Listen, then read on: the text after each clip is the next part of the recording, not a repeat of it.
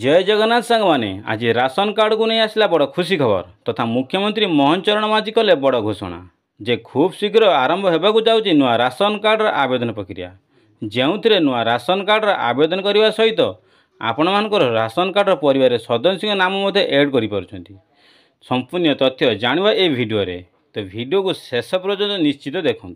आ video को जदि नुआ कर आसी ताले चैनल को सब्सक्राइब कर दियंतु।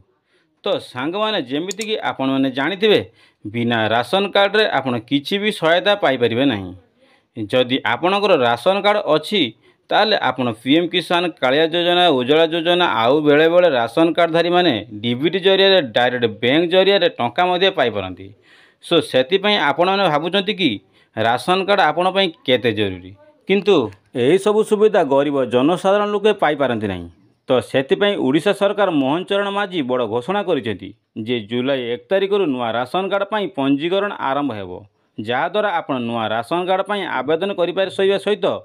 कौन सी परिवार सदस्य एड होई नांती ताकू मध्य एड करिवे। तो यह